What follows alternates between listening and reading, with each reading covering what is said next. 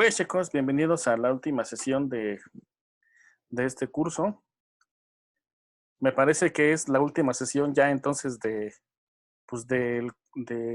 cuatrimestre, ¿no? ¿O tienen todavía otras materias más? Ya es su último cuatrimestre, ¿no? Así es, profe. Pues bueno, bienvenidos chicos a su última sesión. Ya nada más nos quedaría el próximo fin de semana presentar nuestro examen. Y eso es todo.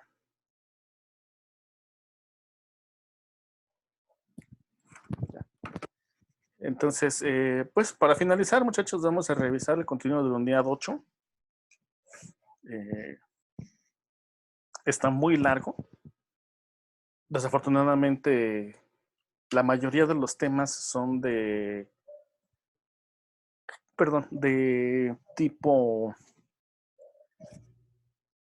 como para leyes, como para abogados. O sea, son términos jurídicos, pero, pues bueno, vamos a revisarlos de forma rápida, ¿no? Chicos, les pido, por favor, que prendan su cámara para tomarnos la foto de evidencia antes de iniciar.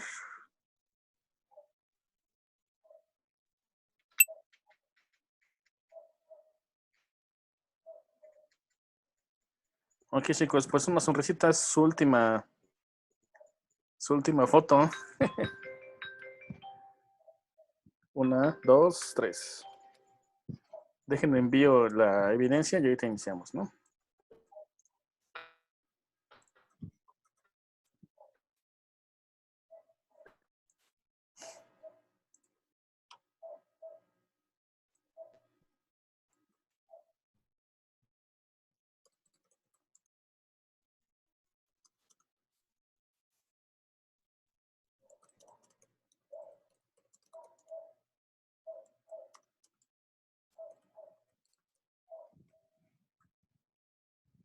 Ok, chicos, vamos a iniciar entonces. Voy a compartirles la presentación. Denme un segundito.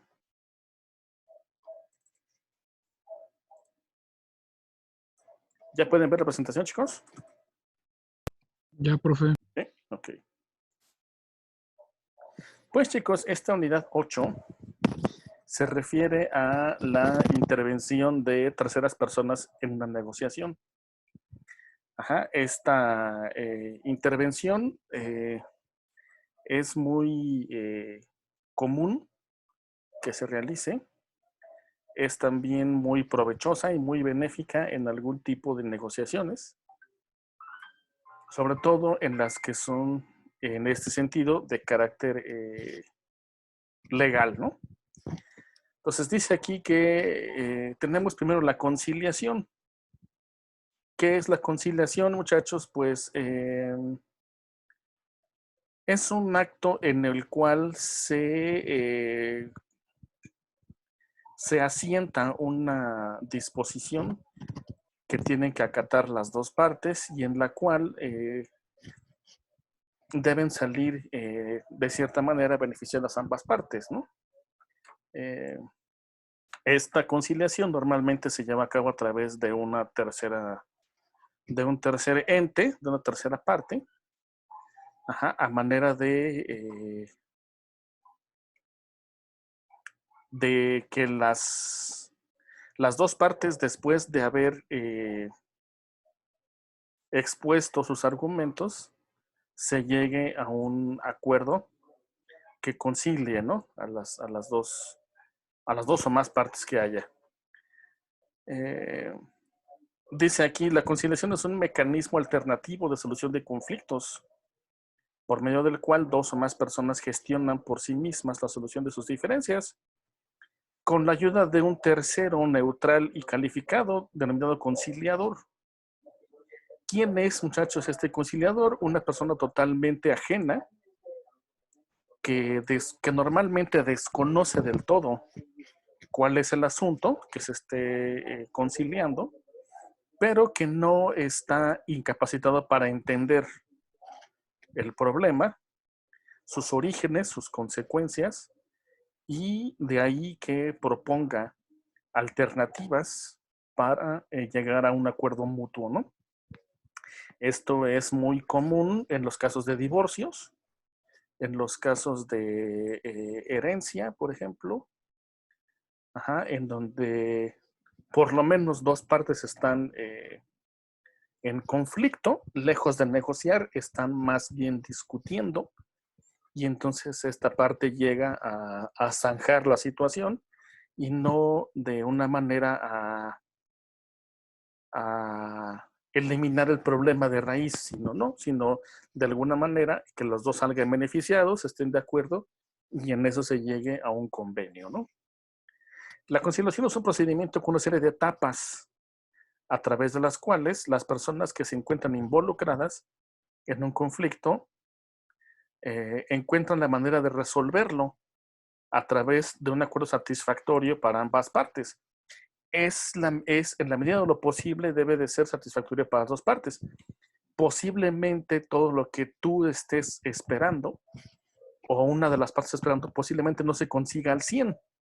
Justamente por eso se negocian las cosas, ¿no? Entonces posiblemente las dos partes no lleguen a tener el 100% de lo que buscaban, pero bueno, se llegará entonces a unas medias partes o alguna negociación en la cual los dos obtengan lo más que se pueda, ¿no? Siempre esto, muchachos, dentro del marco de la ley, ¿no? Tenemos algunas premisas, por ejemplo, muchachos, una de las, o la premisa principal de un abogado, pues es la presunción de inocencia, en la que dice que todos somos inocentes hasta que se nos demuestre lo contrario. Esa es una de las premisas. En este caso de las conciliaciones también tenemos algunas premisas, ¿no? La primera dice, el conflicto como aspecto natural de la vida se percibe como un reto y una posibilidad de cambio positivo, es decir, que la conciliación o la discusión que se lleva a cabo durante la conciliación no debe de ser siempre para resolver un problema que sea nocivo o sea perjudicial para las partes, sino que se ve como una oportunidad en la cual podemos hacer un cambio positivo a la situación y salir beneficiados todos, ¿no? Las mejores soluciones son aquellas pragmáticas, imaginativas, equitativas, duraderas y satisfactorias para las partes. Esto es, muchachos, que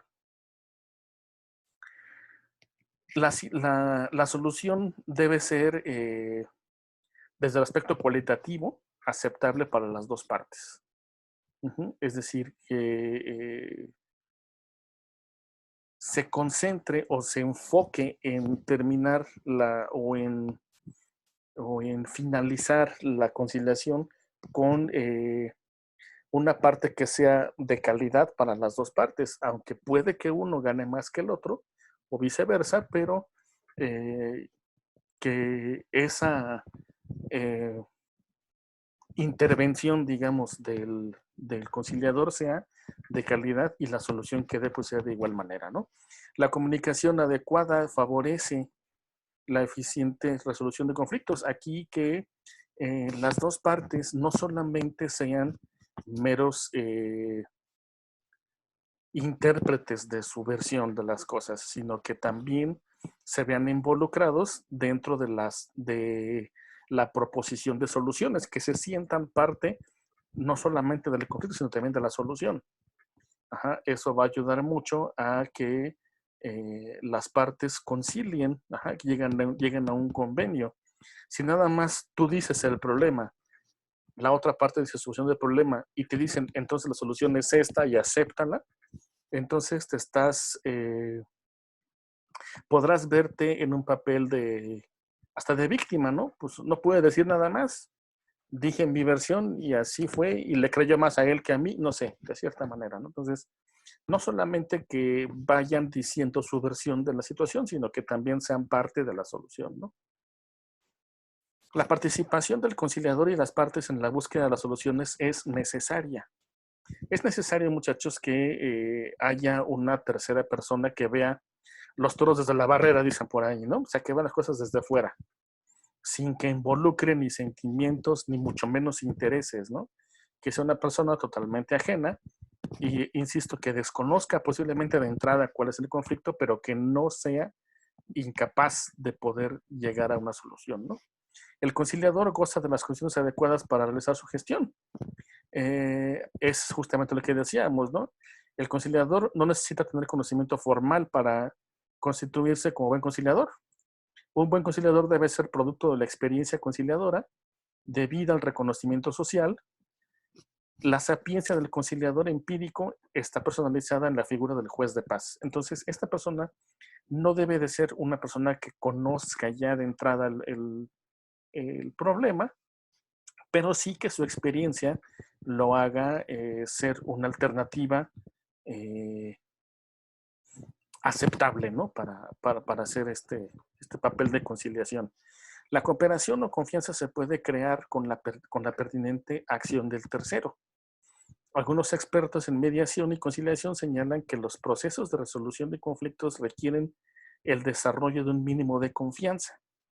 Si las partes no confían en el conciliador, va a ser más complicado que acepten la solución que les proponga, ¿no? Entonces, el papel del conciliador es que de entrada tiene que fomentar entre la reunión de todas las partes una confianza de él hacia las personas como de las partes hacia él también, ¿no? El balance de poder fomenta un mejor manejo y eventual resolución del conflicto. Con el fin de asegurar una solución satisfactoria, el conciliador debe crear las condiciones para que las partes del conflicto sientan que participan en iguales términos en la discusión, pueden expresar sus intereses y necesidades, influyen realmente en la toma de decisiones, pueden presentar algunas alternativas de solución y tienen que evaluar activamente las consecuencias de esas soluciones. Entonces, ¿a qué se refiere el balance de poder? Que se sienta que no todo el poder de decisión está de mi lado, yo conciliador, pero que tampoco soy nada más una persona que está aquí sentada frente a los demás, ¿no? Que el poder sea igual para las dos partes, conciliador y las partes que están en conflicto, ¿no? Ni se va a hacer lo que yo diga, ni tampoco se va a hacer lo que ustedes digan. Por eso estamos aquí todos, ¿no? Para conciliar.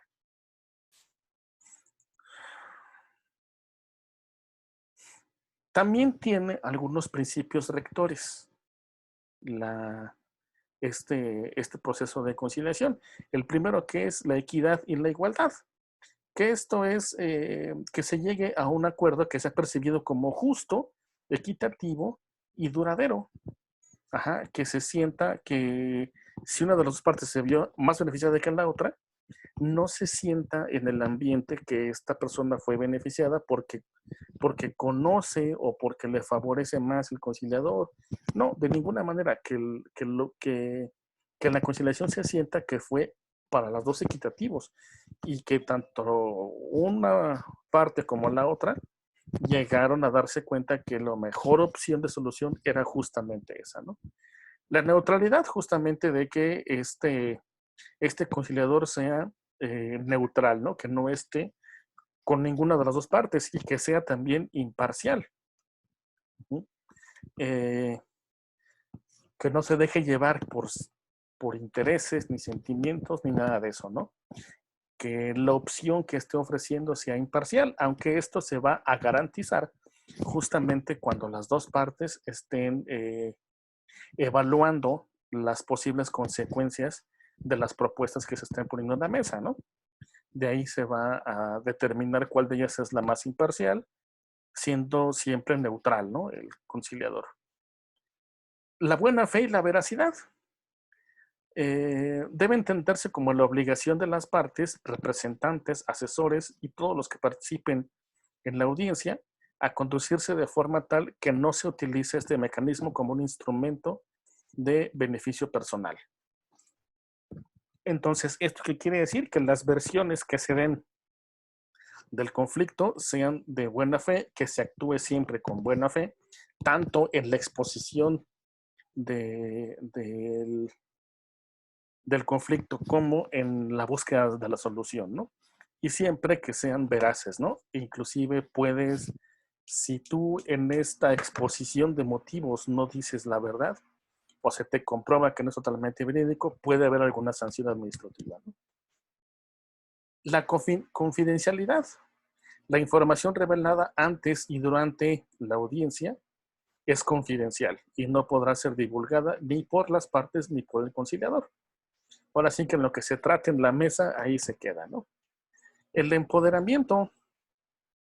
El conciliador debe intervenir creando las condiciones para que las partes en conflicto sientan que participan en iguales términos de la discusión, expresen sus intereses y necesidades. Esto es justamente lo que decíamos hace rato, ¿no? En las premisas, ¿no? Que las partes sientan que tienen cierta cuota de poder en la resolución, ¿no? Y es justo porque pues tienen, justamente el problema es con ellos, ¿no? Y ellos buscan la solución. Entonces, que no solamente se le dé todo el poder al conciliador. La voluntariedad. La voluntariedad o consensualidad implica que los conciliadores reconozcan que las partes son las únicas que tienen la potestad de tomar una decisión final. Es decir, el conciliador, chicos, solamente va a proponer soluciones. No es un juez que determine cuál es la solución. No, es solamente una persona que va a dar propuestas. Ajá, y finalmente los que van a decidir cuál es la solución final son las dos partes. Si es que se llega a una conciliación, en caso de que no se llegue a esto, pues se procederá a otra instancia, ¿no? A lo mejor un juicio o no sé, algo así, ¿no?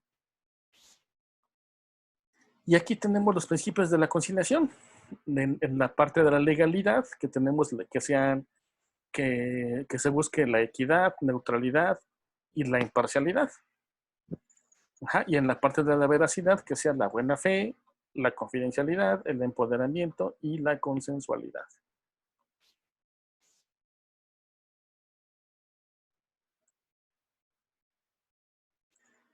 ¿Cuáles son las características de esta conciliación? La vinculación consensual, que es un proceso por el cual las partes adoptan libremente un acuerdo. Ajá. La voluntariedad, que es un mecanismo voluntario por el cual las partes libremente participan de un proceso de conciliación. Normalmente se te propone, por ejemplo, si ustedes están en un empleo y los van a despedir o el patrón ya quiere despedirlos, tienen ustedes que conciliar con el patrón.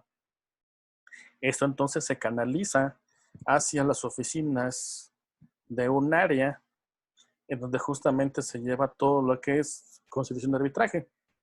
Y ahí entonces se busca llegar a justamente a una conciliación, ¿no?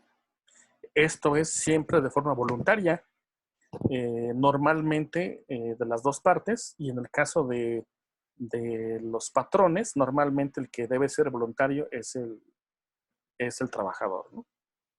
Los terceros, el tercero conciliador es elegido libremente por aquellos que necesitan la intervención del mismo.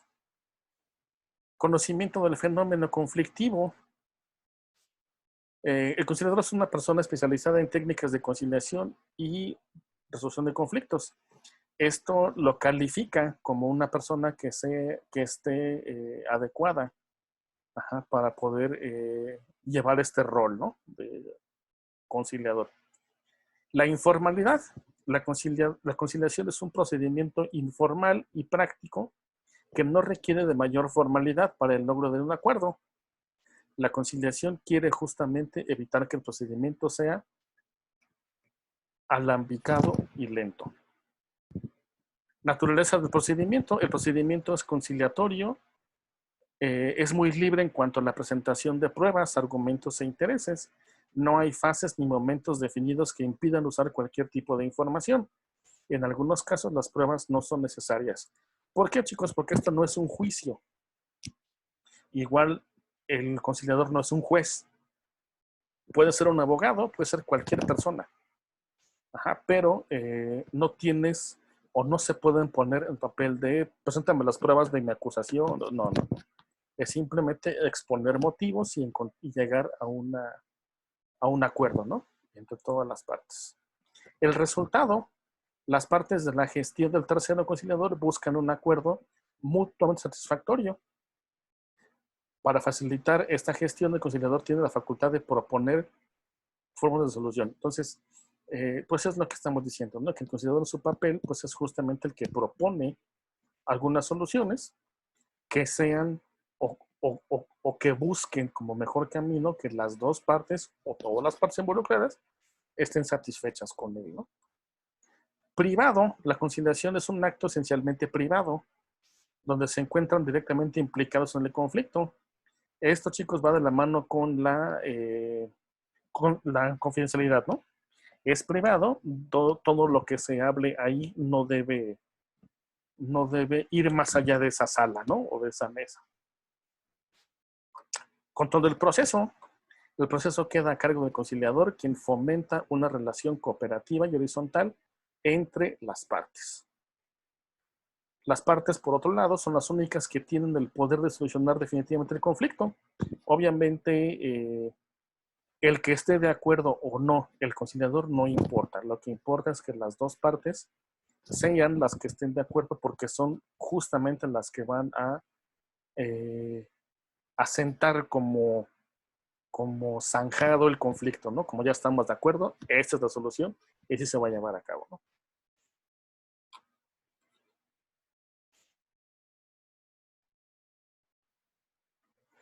Otra de las partes que se utilizan dentro de la tercera persona en la negociación es la mediación.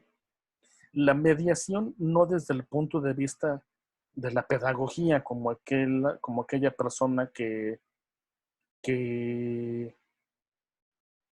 lleva de la mano al estudiante para su conocimiento. No, esta mediación es es una parte que va a estar justamente en medio de los intereses de las partes involucradas en el conflicto y es el que va a ayudar justamente a poner ese equilibrio, ¿no? Ni todo se va a favor de uno, ni todo a favor del otro, sino que vamos a encontrar un punto medio, ¿no? ¿Qué es la mediación? Pues es un proceso o método de solución de conflictos en el que las partes principales y o sus representantes, con la asistencia de un tercero imparcial, justamente el mediador, consiguen por sí mismas, a través de discusiones y negociaciones, adoptar acuerdos mutuamente satisfactorios. Es un proceso muy parecido al de la conciliación. Entre las principales ventajas de esta mediación tenemos algunas que son ser flexible. Las circunstancias y las partes involucradas en el conflicto permiten que la mediación se realice con un mayor o menor grado de formalidad. Así, por ejemplo, en un conflicto de índole empresarial en temas de negocios, es recomendable un procedimiento formal. Pero en conflictos comunitarios o de familia, el procedimiento puede ser menos formal. Entonces tiene esa parte o esa cuota de flexibilidad, ¿no? Si la situación lo requiere, entonces sí podemos hacer un proceso formal de mediación. Y si es un asunto que no requiere tal grado de, entonces propondremos algo más informal, ¿no?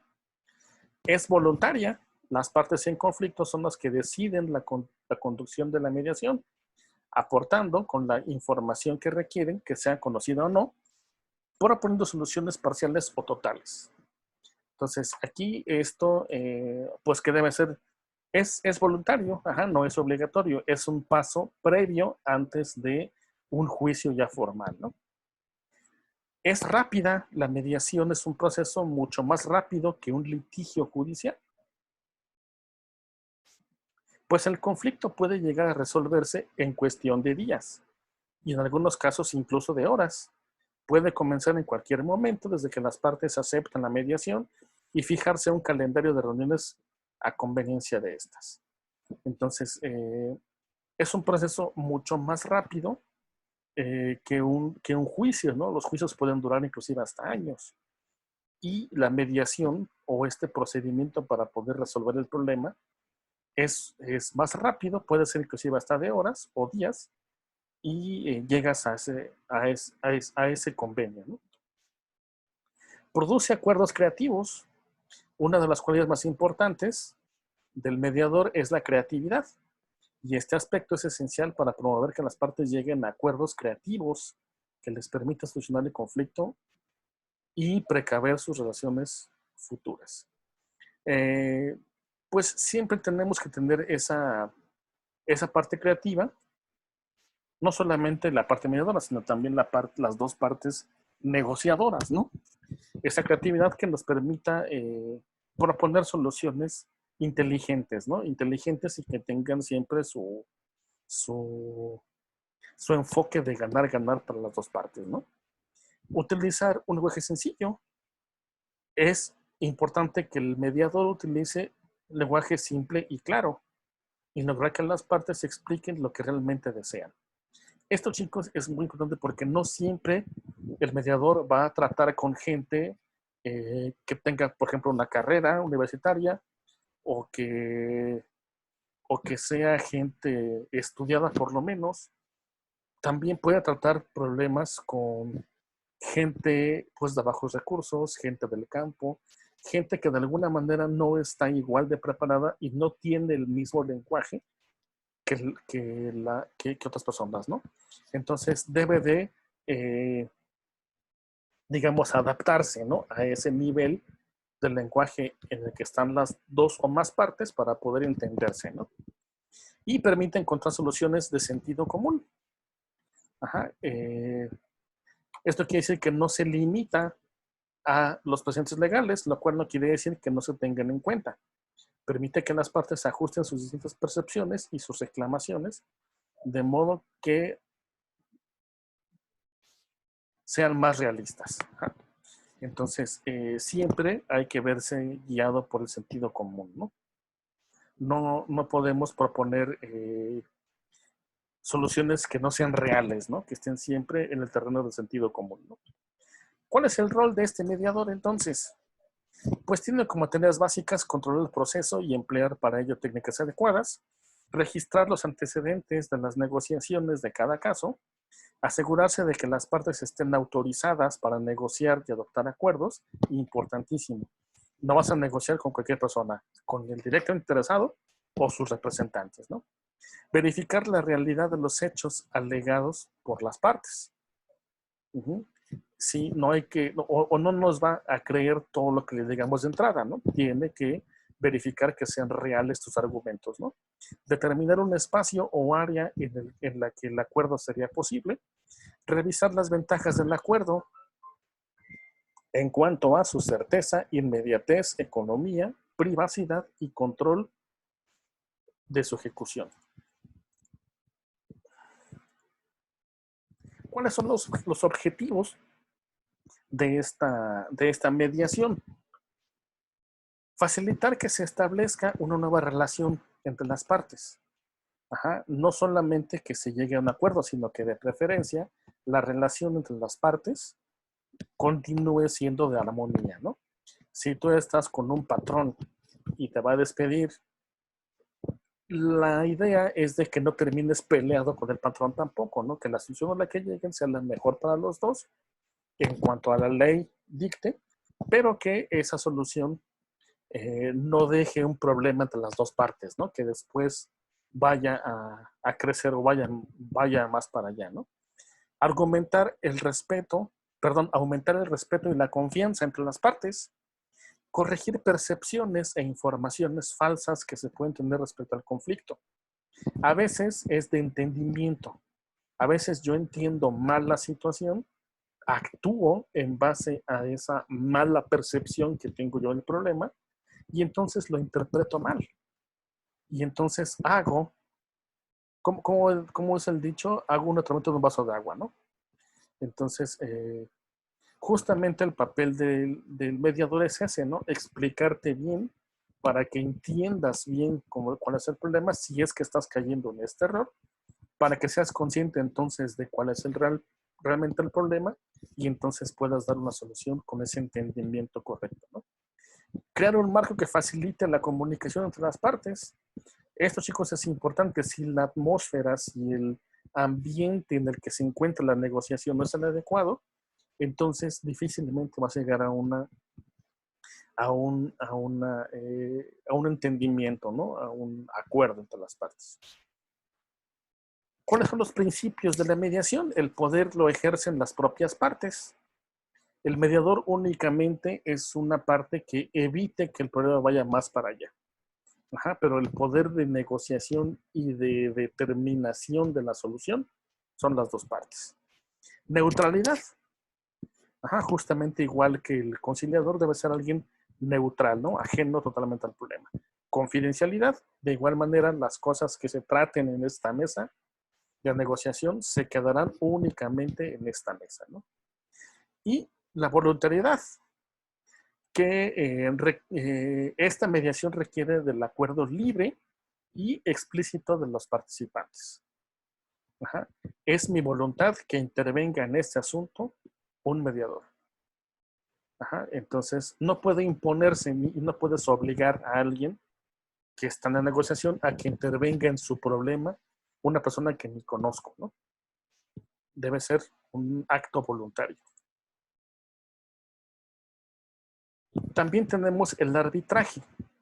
Obviamente no tiene nada que ver con fútbol. Ajá. El arbitraje es un método de resolución de conflictos basado en la autonomía de la voluntad de las partes, por el que uno o varios terceros designados por ellos directamente o siguiendo el procedimiento establecido por el convenio arbitral, suscrito entre ambas, resuelvan la controversia surgidas en aquellas materias de su libre disposición. El convenio arbitral es el acuerdo en el que las partes, por el que designan de mutuo acuerdo el número de árbitros que resolverá la controversia y los requisitos que deben reunir, el lugar e idioma del arbitraje, el derecho aplicable al fondo del asunto y el procedimiento por el que se regirá todo este procedimiento del arbitraje, ¿no? Pudiendo someterse al reglamento arbitral de alguna de las numerosas cortes arbitrales existentes o establecerse ad hoc por ellas mismas. Este convenio puede incluirse en el clausulado del contrato que regule las relaciones entre las partes o suscribirse una vez que surja la controversia. Entonces, este árbitro es igual que el conciliador y que el mediador. Igual me refiero en cuanto a la disposición de él. Es decir, las partes deben estar de acuerdo y en este caso solicitarlo una tercera o terceras personas. Pueden no ser solamente uno, pueden ser varios, que sean árbitros, ¿no? de esta mediación. Este arbitraje tiene también sus características, como son, por ejemplo, la rapidez. Tiene o es un proceso rápido frente a un procedimiento judicial que ya en una única instancia resulta largo y tortuoso contra las sentencias dictadas por los jueces en primera instancia. Se pueden presentar sucesivos recursos. Esto, muchachos, es algo importante porque es una de las diferencias que hay con la conciliación y con la mediación. El arbitraje puede darse una vez que el juez haya dictado sentencia. Entonces, en ese caso, si vas a hacer una apelación o algún procedimiento después de este dictado del juez, entonces puedes también en ese momento solicitar uno o varios árbitros, ¿no?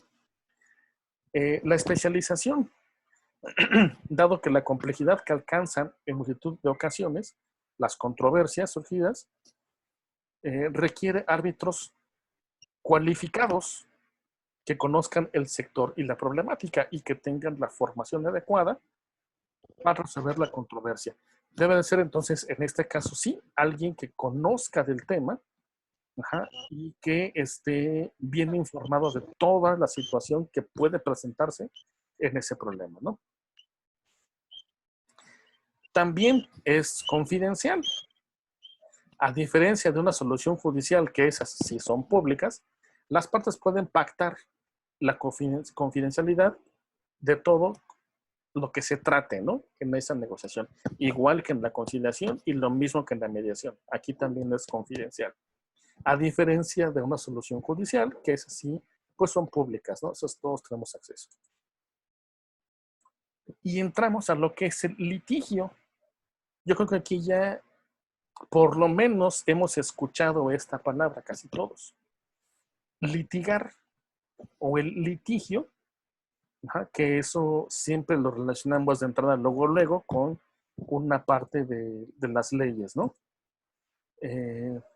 No existe, muchachos, un concepto bien definido para lo que es un litigio. Se entiende coloquialmente como el ejercicio de la profesión jurídica, mientras que en otros ámbitos se distingue y se refiere únicamente a la parte contenciosa de la profesión. Por otra parte, según se entiende como el pleito o altercado que se da dentro de un juicio. Para entender que es un litigio, simplemente imaginemos una situación en la que una persona física o jurídica pretenda condicionar a otra a través de algún acto u omisión. Para este escenario hay dos factores, la parte que quiere imponer o condicionar y la parte que reclama sus derechos. Se da por hecho y constatado un conflicto de intereses con el consiguiente perjuicio en potencia. Chicos, demos un segundo porque tengo una llamada. ¿Sale? Espérame tantito.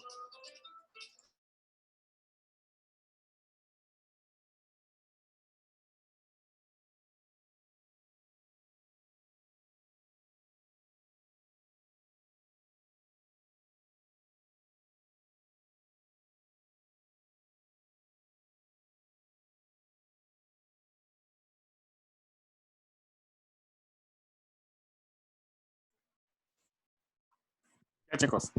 Les pido tantito. Vamos a hacer ahorita nuestro break. Es que me acaba de llegar un paquete que está aquí en la puerta esperando y no hay nadie en mi casa, entonces tengo que salir yo. Entonces vamos a hacer nuestro break ahorita y regresamos a las 12. A las 12 nos vemos por aquí y continuamos con nuestra sesión, ¿sale? No me despido entonces, chicos. No se salgan de la sesión, nomás apaguen cámara y micrófono y nos vemos un momentito más, ¿sale? Sí, profe.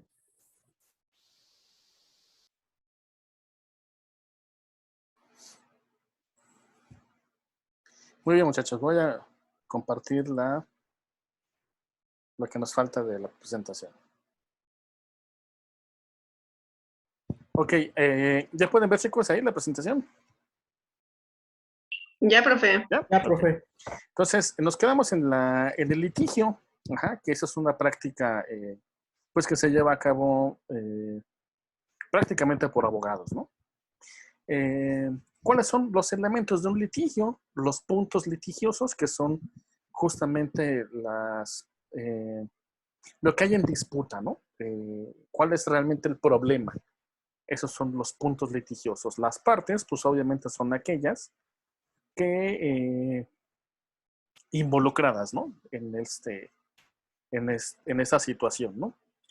Dice aquí esta definición: las partes o litigantes hacen referencia a los sujetos que presentan posiciones o pretensiones enfrentadas. Por lo general, los litigios los conforman dos partes, pero puede darse el caso de que se vean varias partes que entran en conflicto con otra, y en este hecho se le conoce como litisconsorcio. ¿Qué es el litisconsorcio? Acontece una vez que la demanda ha sido presentada, siempre y cuando se acredite un señalamiento de varios litigantes en el proceso. Los litisconsorcios no se pueden aplicar en casos de litigantes individuales. Entonces, un litisconsorcio pues será aquel cuando tenemos de un lado varias partes o muchos y del otro lado también uno o varias partes, ¿no? Las pretensiones contradictorias, que son en sí mismas las posturas que defienden las partes para justificar su posición. Comprenden el conjunto de motivos que cada parte arguye para reclamar sus derechos. Entonces, las pretensiones contradictorias, pues son las posturas que defienden cada una de las partes, ¿no? La autoridad judicial comprende el órgano de justicia encargado de llevar el procedimiento litigioso, que es el juez o tribunal que tiene atribuidas las competencias sobre el caso. Esto está pues muy claro, ¿no? ¿Quién es la autoridad judicial? Pues el juez. El proceso judicial se refiere a los aspectos procesales que determinan la forma en la que el litigio ha de llevarse a cabo. Según la naturaleza del litigio, estarán recogidos en uno u otro reglamento legal. Entonces, inclusive tengo entendido que hay, porque no conozco yo mucho de esto del litigio, pero que hay jueces que son especialistas en diferentes aspectos, jueces que van para lo familiar, jueces que son en cuanto a lo penal.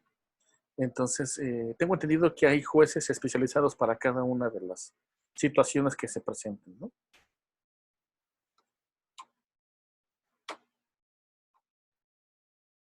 Y aquí, muchachos, llegamos a una parte que ustedes utilizarán mucho en su vida futura, que es la negociación colectiva, que esa es la que se lleva a cabo entre los patrones y los trabajadores.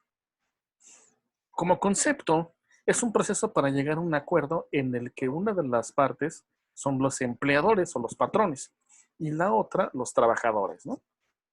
Este tipo, muchachos, de negociaciones colectivas, ¿por qué se conoce así? Porque normalmente los trabajadores tienen un representante, es decir, una persona que tiene el poder o la facultad de poder hablar por la mayoría. Ajá. No podemos, todos los de la empresa, no podemos ir a discutir con el patrón. Ajá. Si es una empresa muy grande y son cientos de empleados, no todos se van a meter a hablar con el patrón. Entonces, siempre tiene que haber representantes. Ajá. Entonces, por eso se le llama colectivo, porque representa justamente a toda la base, ¿no? Se lleva a cabo sobre algunos asuntos, unos asuntos a los que nosotros llamamos temas, que van desde convenir salarios, pasando por condiciones de trabajo, temas de seguridad, coberturas de trabajo, y entre los objetivos de negociación colectiva podemos encontrar, de los principales que puede haber, claro, fijar las condiciones de trabajo y empleo, regular las relaciones entre empleadores y trabajadores, incluyendo aquí obviamente la relación entre las organizaciones que los representan, establecer las escalas salariales, bonos, incentivos y toda la parte económica, ¿no? Para esto podemos encontrar de dos tipos de negociaciones. La informal, que se realiza bajo las normas o reglas definidas por las mismas partes negociadoras, y la formal, que se hace bajo las normas establecidas por la legislación local. Ajá, entonces, para la informal, pues no es tan informal que digamos que las mismas partes establecen sus normas, no, pero que en el entendimiento que hay entre las dos partes, se establecen algunas de las reglas que ya están definidas, ¿no? Algunas de ellas se establecen con el histórico, es decir, pueden ser producto ya de negociaciones previas, ajá, pero que no quedaron establecidas por reglamento, que no pueden ser establecidas en un reglamento, sino que fue de mutuo acuerdo. Y entonces esas mismas reglas pueden llevarse a el momento presente y ahí poder aplicarlas, ¿no? Y lo formal, que es lo que establece la ley, ¿no?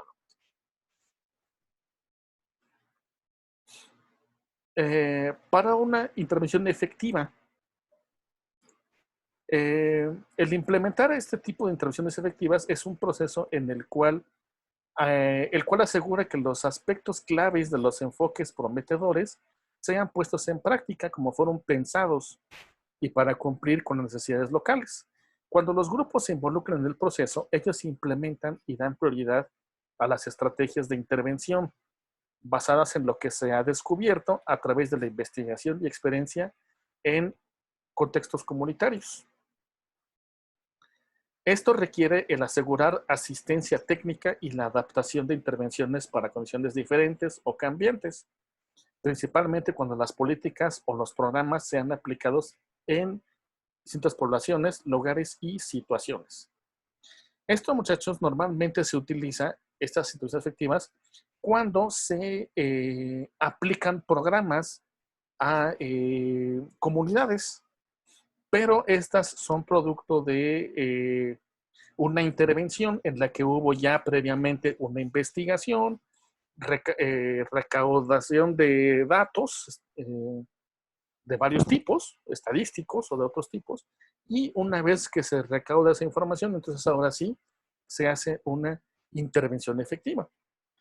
¿Y por qué efectiva? Yo presumo que debe de ser porque no es una intervención que solamente se aprendía en el papel y que se lleva a cabo por otras instituciones, sino que justamente el ente que es el que decide el plan de intervención lo haga efectivo. Es decir, que él mismo lo lleve a cabo. ¿Cómo podemos evaluar, muchachos, un procedimiento de este tipo? Déjenme abrir un archivo que también se lo voy a hacer llegar por ¿cómo se llama? Por WhatsApp. Nomás déjenme lo encuentro. Este no es. Creo que es este. Voy a compartir la pantalla, muchachos. Me avisan cuando puedan verlo. Ya está, profe. ¿Ya está? Sí. Este libro, muchachos, lo encontré en la red. Y se llama Técnicas de negociación y resolución de conflictos. Aquí, muchachos, en este libro van a encontrar todo el curso. Ajá. Este libro, muchachos, voy a ver si se los puedo enviar por WhatsApp. Sí, sí cabe, son 5 megas. Para que ustedes tengan toda esa información. ¿Por qué lo traje a colación, muchachos? Porque aquí, déjenme ver el... ajá, aquí. El capítulo 20. La evaluación post-negociación, las herramientas de evaluación y lo que se utiliza para poder evaluar una post-negociación se conoce como el progreso de excelencia personal o el PEP. Ajá, es un instrumento ya realizado que puede ser modificado dependiendo la persona o el negociador de que se trate, pero normalmente se aplica tal y como está el instrumento, ¿no? Entonces, pero esto, muchachos, ahorita lo van a ver ustedes, es un cuestionario muy largo. Entonces, si yo lo incluyo en la presentación, se va a hacer de muchísimas diapositivas y todas van a ser de puras preguntas. Entonces, no le di caso. Mejor prefiero proyectarles el libro para que vean ahí las preguntas a las que se refiere, ¿no? Entonces, chicos, me voy a ubicar en... Fíjense, por ejemplo, aquí está lo de arbitraje, aquí está lo de mediación que vimos ahorita, ¿no? Entonces, este libro les puede servir mucho en esta asignatura, ¿no? Si alguien lo buscó desde un principio, pues estuvo muy bien porque aquí ya tiene toda la información del curso prácticamente, ¿no? Entonces, creo que es la 261. Ajá. La evaluación post-negociación. Para esto, muchachos, tenemos algunas herramientas para la evaluación de la post-negociación. ¿Qué es esto? Una vez que se llevó a cabo la negociación, ¿cómo se puede evaluar el desempeño? Ajá. Entonces, tenemos algunas herramientas. Aquí tenemos en este cuadro algunas señales de una negociación ganar-ganar que haya sido exitosa. Ambas partes se sienten exitosas, ambas partes tienen la capacidad y la intención de honrar el acuerdo. En aquellos casos en los que no haya llegado a un acuerdo, ambas partes sienten que la falla fue resultado de los asuntos y no la irracionalidad o las tácticas de otra parte. Ninguna de las dos partes tiene resentimiento alguno, ninguna de las partes tiene repercusiones negativas y cada parte está dispuesta a tratar con la otra en el futuro. Entonces, estas son algunas señales de una negociación exitosa de las que tratan de ganar-ganar, ¿no? Y este es el cuestionario que les comento, que es para la evaluación. Entonces, aquí empiezan las preguntas. Ajá. Nada más que sí son muchas, ¿no? Son 1, 2, 3, 4. Continúa hasta la 30. Entonces, dependiendo de las respuestas de estos instrumentos, es cómo se va a evaluar una negociación. Ajá. También tenemos lo que te decíamos, el progreso de excelencia personal o el PEP.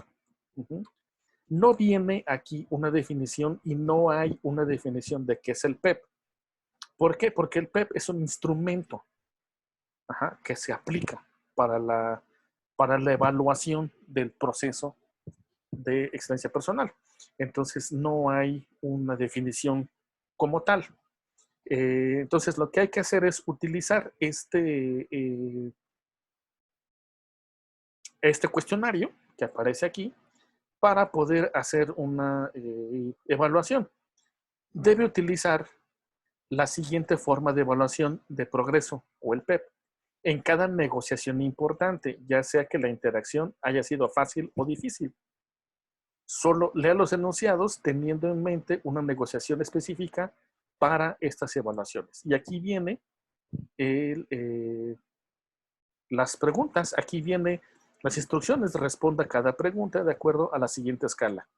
1, nunca; 2, rara vez; 3, mucho o la mitad del tiempo; 4, muy a menudo; y 5, siempre.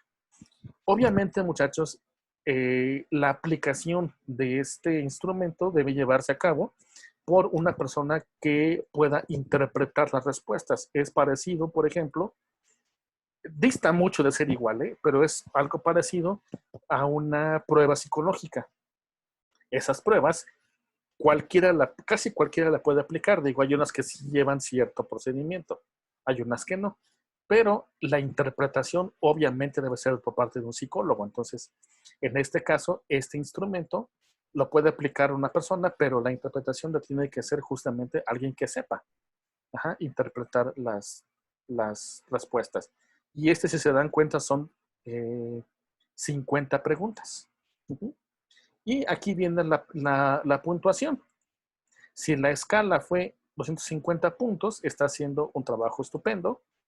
Si es 225, está haciendo un buen trabajo, concéntrese en las áreas de menor puntuación. 200, continúa trabajando en sus habilidades. 175, continúa trabajando en sus habilidades. En el rango de 150 a 74, siga trabajando. Y por debajo de 150, comience a estudiar y a practicar. Entonces, de acuerdo a esa escala que se obtenga, es la decisión que se tomará, ¿no? De acuerdo a ese desempeño.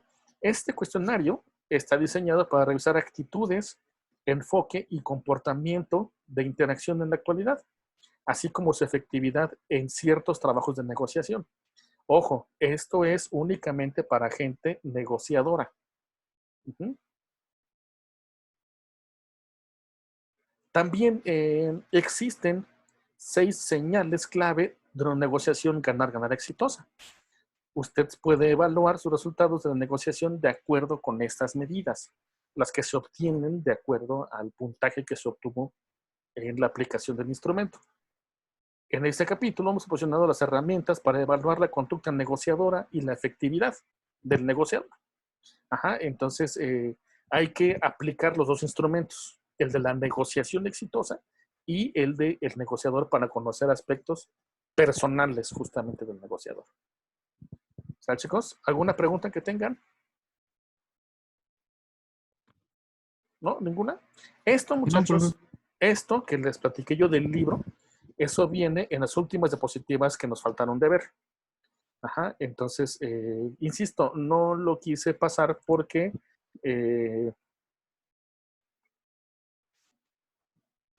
no le metí los instrumentos porque son muy largos, pues. Por eso mejor decidí mostrárselos desde el libro.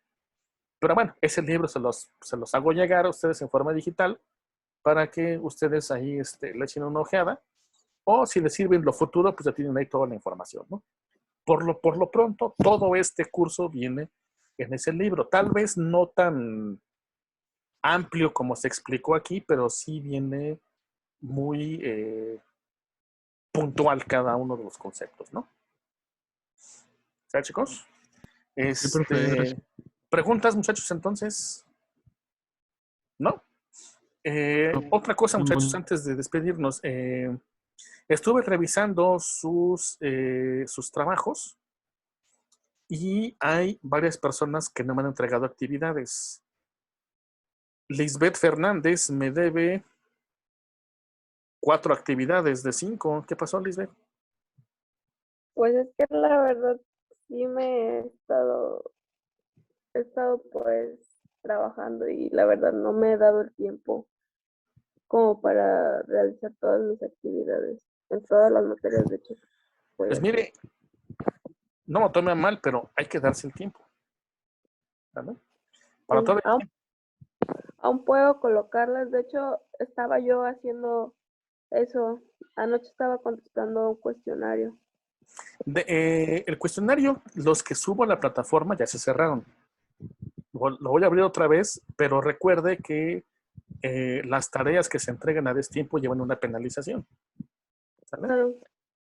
También José Bryan creo que ya no está, ¿verdad? No entregó nada.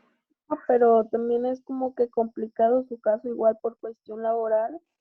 No sé si tenga permitido, creo que él va a entregar los trabajos o va a ser evaluado un poco después que nosotros. Ah, ya. Ok. José Luis, nada más le falta el último de los trabajos. Emanuel, le hacen falta 3 trabajos. ¿Está por aquí, Emanuel? Sí, Emanuel, ¿qué onda? Sí, aquí estoy, profe. ¿Qué onda con eso? Profe, también a mí se me complica el trabajo. Bueno, yo vivo a como una hora donde trabajo y a veces que salgo hasta las 6 de la tarde y llego hasta mi casa como hasta las 7, 8 de la noche y se me complica. Pero sí he estado al pendiente cuando son los formularios y los trato de hacer, porque sí sé que se cierran. Ok, pues pues tiene esta semana para ponerse a mano, ¿sale? Sí, profe, Igual usted, gracias. Lisbeth. Enrique Hernández. ¿Qué pasó, Enrique?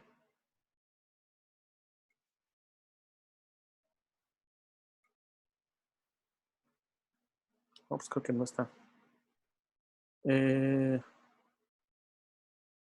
Chicos, Mario Alberto, de él, ¿qué saben? Creo que, Nada. profe. Usted también no tiene nada. Y Lisbeth Rosas, ¿no está por aquí? Lisbeth Rosas, bueno, pues ella también debe 4 de 5. Zaira está al corriente. Muy bien, Zaira, la felicito. Zaira, usted nada más tiene pendiente la exposición. No tiene calificación ahí. ¿Sandra está por ahí? ¿Se alcanzó a ir por ahí un sí? Sí. Ah, ok, muy bien.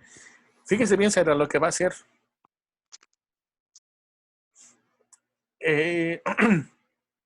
Esta semana, muchachos, les voy a mandar la guía de estudios. No es obligatoria para aquellos que expusieron. Nada más contéstenla para estudiar. Para quienes sí es obligatoria es para los que no expusieron. Ajá, que son Zaira, José Luis, y bueno, Mario Alberto y José Bryan, que pues ni idea. Entonces, Zaira, para usted va a ser obligatoria. Sí, profe. ¿Sale? Esa calificación se la voy a incluir como su exposición. Así que recuerda que son 20 puntos, así que pues hay que esmerarse, ¿no? Sí. Igual también José Luis. Si me escucha, José Luis, Sí, profe. también para ustedes es obligatoria, ¿sale? Ok, sí. Y muchachos, para los demás, pues nada más es cosa de que la resuelvan para que la estudien y tienen para el examen, ¿sale? Entonces, muchachos, quiero dedicar estos últimos minutos para felicitarlos porque concluyen. No es el primer peldaño de la escalera, pero tampoco es el último. Y todavía faltan varios. Así que hay que escalarlos. Ajá. No, no se conformen con los peldaños que los hagan sentir cómodos. Siempre hay que buscar más allá. Ajá. Siempre hay que buscar un siguiente escalón. Y cuando ya lo llegaste, pues hay que ver para el siguiente. Y cuando ya lo alcanzaste, hay que ver para el siguiente. Hay que ponerse metas a corto plazo. Cuando vas logrando metas a corto plazo, te vas sintiendo realizado. Y conforme vas consiguiendo esas metas a corto plazo, llegarás a la que te pusiste a mediano plazo. Y muchachos, de verdad créanme que se siente, es una experiencia bien padre cuando las metas que alcanzas te hacen sentir exitoso. Cuando ves lo que por ti mismo estás logrando, siempre te impulsa para ir más allá. Hay una historia, muchachos, se los voy a platicar. Resulta que es un cuento que trata de un reino en donde vivía el rey con su hija, la princesa. Y este rey tenía una mascota que era un águila. Y esa águila siempre estaba postrada en la rama de un árbol y de ahí no se movía, estaba todo el tiempo ahí. Y el rey quería hacerla volar. Ajá. Y entonces, cansado de tantos intentos fallidos por hacerla volar, convocó a todos los hombres del reino, y les dijo: a quien haga volar a mi águila, le concedo la mano de mi hija en matrimonio. Y entonces, obviamente, todos los hombres se dieron cita y uno por uno fueron pasando a querer hacer volar el águila y ninguno pudo. Hasta que el último de los hombres que pasó le dijo al rey: yo voy a hacer que tu águila vuele. Y entonces llegó donde estaba el águila, le dio un empujón al águila y el águila se cayó y al verse obligada empezó a volar y se fue. Y entonces el rey le dijo: ¿cómo sabías que mi águila iba a volar? Y le dijo esta persona: pues es que yo sé que el águila podía volar. La que no sabía que podía volar era el águila. Entonces, muchachos, ¿qué les dice esta historia? ¿O qué pretende decirles esta historia? Que a veces no somos capaces de saber, o más bien no sabemos qué tanto somos capaces de hacer hasta que nos dan ese empujón. A veces necesitamos ese empujón para saber lo que somos capaces de lograr. A veces no sabemos que tenemos tanta fuerza que necesitamos darnos cuenta cuando alguien nos da ese empujón. A veces ese empujón te lo da la misma vida. A veces ese empujón te lo dan las personas con las que convives. Pero no necesitemos de ese empujón para darnos cuenta de lo que podemos hacer.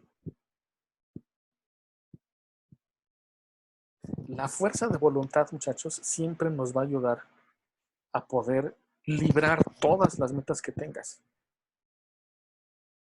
Si no pudo la pandemia con nosotros, menos van a poder las circunstancias que te encuentras en la vida. Eso sí, muchachos, no hay obstáculo que no puedas pasar, pero unos te van a costar más trabajo que otros. Y aquellos que te cuesten más trabajo, pues obviamente es donde hay que echarle más ganas. Las cosas, muchachos, no se van a hacer solas. Si tú no las haces, nadie las va a hacer por ti.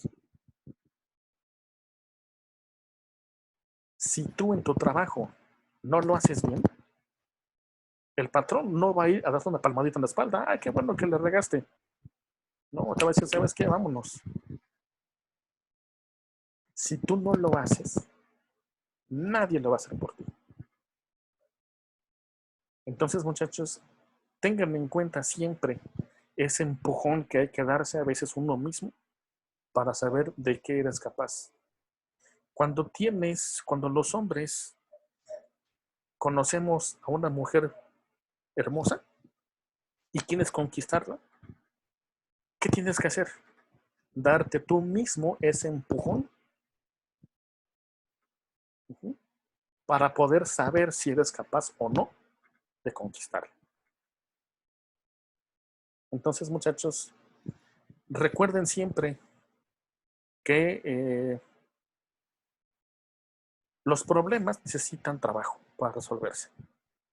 Y algunos necesitarán más esfuerzo que otros, pero siempre seremos capaces de poder resolverlos. Todos los problemas tienen solución, menos la muerte. Eso sí, muchachos, se los garantizo. Y pudiera darles varios ejemplos de esto que les digo, pero no nos alcanza el tiempo. Pero ustedes mismos se darán cuenta con la experiencia de estas palabras que les estoy diciendo. Entonces, chicos, tómenlo en cuenta siempre, sigan echándole muchas ganas. No les deseo suerte, ustedes no la necesitan.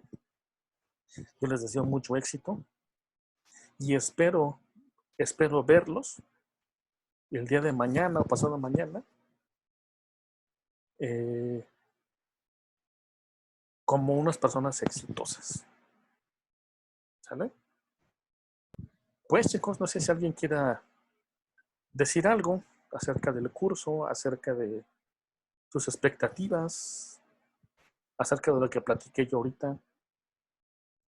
Pues más que nada, pues gracias por enseñarnos muchas cosas y pues yo creo que todos mis compañeros, pues también yo me incluyo, pues hemos aprendido muchísimas cosas de usted que nos ha enseñado, más que nada con esta dinámica que está haciendo con nosotros. Yo creo que son unas palabras más que nada de aliento porque a veces que uno tal vez no está en buenas situaciones, ¿no? Sentimentalmente o emocionalmente, qué sé yo, ¿no? Todos tenemos mm, cosas por hacer, hay veces que el trabajo nos invade y nos sentimos atascados, ¿no? Y hay veces que ni siquiera un respiro nos podemos dar por pensar en que, ay, que ya es mañana y que no sé qué, X cosa, ¿no? Y pues gracias por las palabras que nos está dando. Bueno, para mí en lo personal pues una de gran motivación porque pues usted no nos está diciendo por algo, porque pues usted ya pasó por muchos obstáculos y más que nada nos está previniendo a todo lo que nos llegue a pasar o nos lleguemos a enfrentar más adelante, tanto profesionalmente y pues uno mismo. Así es, así es. Muy bien, Emanuel. Fíjese, muchachos, tiene mucha razón, Emanuel. A veces nos sentimos tan agobiados que ya no queremos dar un paso más. Pero recuerden que siempre todas las tareas tienen solución. ¿Sale? Unas más dificultosas que otras, pero todas podemos solucionarlas. ¿Alguien más, chicos?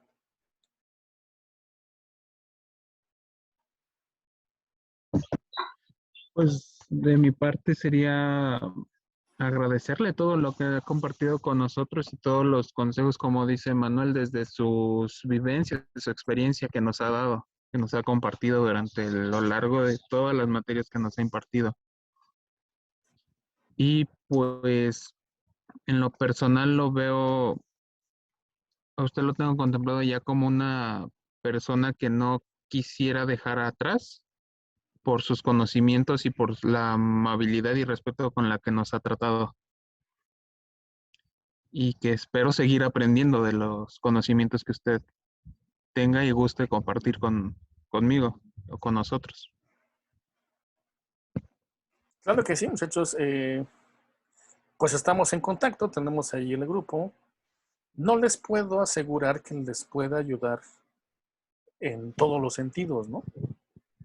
Digo, yo no conozco, por ejemplo, ni de química, ni de esas cosas, ¿no? Pero bueno, yo creo que por lo menos sí les puedo decir dónde pueden buscar. Ahora, en cuanto a lo personal, pues sí, en cualquier momento que ustedes necesiten, pues ya saben, ¿no? Siempre estamos cerca, ¿no? con la tecnología de ahora no bastan más que algunos botones para estar en contacto, ¿no? Y no se preocupen, muchachos. Siempre, muchachos, que se vean en situaciones apremiantes, cuando dice Manuel que ya no tenemos un respiro más. Una vez un amigo me dijo esto hace más creo que de 25 años, casi 30 años. Me dijo, siempre he llovido peor. Y eso no se me olvida, muchachos. Me lo dijo hace tantos años y no se me olvida. Siempre que estoy en un problema, ha llovido peor. Has tenido problemas más difíciles y has salido de ellos. Entonces, muchachos, siempre dense ánimo ustedes mismos, ¿no? ¿Alguien más, muchachos? Yo, igual, profe, agradecerle por tan bonitas palabras, por tan bonita motivación y pues igual siempre estar con nosotros. Cada sábado igual, no sé, ya sea regañándonos, enseñándonos, igual como dicen mis compañeros, compartiéndonos de su conocimiento. Entonces, pues igual se le agradece igual, por siempre estar con nosotros, pues, en cada materia que nos ha impartido. Gracias por ser un buen maestro, un excelente profesor. Excelente persona también, todo, profe, gracias. Gracias a ustedes. Sí. Pues, muchachos, se hace lo que se puede con lo que se tiene, ¿no? ¿Alguien más, muchachos? La verdad, yo también sí le agradezco todo lo que nos ha enseñado a lo largo de esta licenciatura. La verdad que estamos a nada de concluir ya lo que es los cuatrimestres, el plan de estudio. Usted ha estado casi desde el principio, la verdad, y pues es una persona que pues todos estimamos, y como dice mi compañera, desde que llegamos nos saluda a cada uno, nos pregunta cómo estamos, y la verdad pues es uno de los pocos maestros que sí nos ha motivado, y pues la verdad sí se agradecen todas las palabras pues que nos está brindando ahorita, y pues nada, siento que voy a llorar. Fíjense, muchachos, fíjense el potencial que tiene. Muy poca gente ha tenido el éxito que ustedes han tenido estudiando en esta forma, en línea. A muchas personas les cuesta mucho trabajo aprender y más trabajando en línea. Entonces, dense cuenta, muchachos, del potencial que tienen. Ajá, eso les puede servir para su futuro, para darse cuenta de qué son capaces de hacer, ¿no? Entonces, utilicen esas cosas como motivantes, ¿no? Para su futuro. Fíjense que yo una vez, cuando salí de la prepa, iba a entrar a cibernética, al Politécnico Nacional, en la universidad. Y conseguí el manual con todas las materias de todas las carreras. Y empecé a ver las de cibernética y había materias que y yo dije, no, están bien difíciles. No manches, no las voy a hacer, ¿no? Y un amigo me dijo, ¿cómo sabes que están difíciles si ni siquiera las has cursado? Entonces, no te espantes nada más por las apariencias, ¿no? Todas las cosas tienen su dificultad, pero todas son posibles de lograr, ¿no? ¿Alguien más, chicos?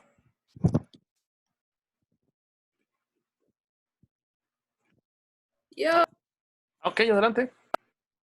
no, pues yo le quiero agradecer mucho lo que hizo por cada uno de nosotros.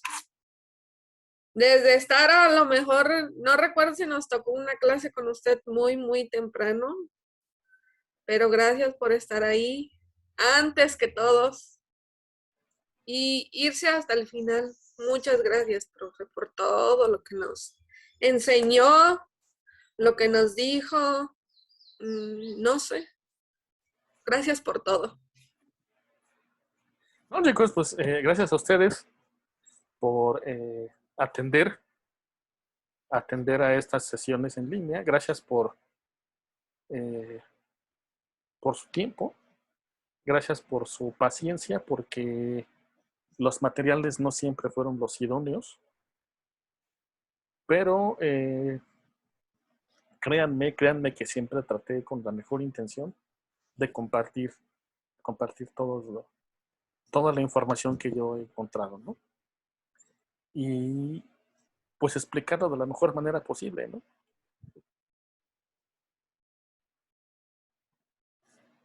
Pues chicos, si no hay más, entonces nos vemos el próximo sábado para el examen final. Yo les envío la guía,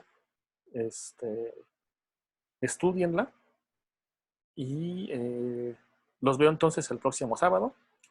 Cuídense mucho, disfruten de este éxito que están logrando. Y muchachos, si alguna vez llegan a tener alguna dificultad, piensen también que hay personas que necesitan más ayuda que la que ustedes están necesitando. Entonces, todos los problemas son posibles de lograr. Y si encuentran a alguna persona que necesite ayuda, nunca duden en brindarle la ayuda necesaria. Siempre, muchachos, a las personas que dan, se les regresa eso. ¿Sale? Entonces, muchachos, sean buenas personas, cuídense mucho. Les mando un abrazote. Nos vemos el próximo sábado a las 11. Yo les mando la liga para la reunión en Zoom. ¿Sale? Cuídense mucho, chicos. Y me Gracias, despido. profe. Sí, profesor, igualmente. Hasta luego. Igualmente. Hasta luego.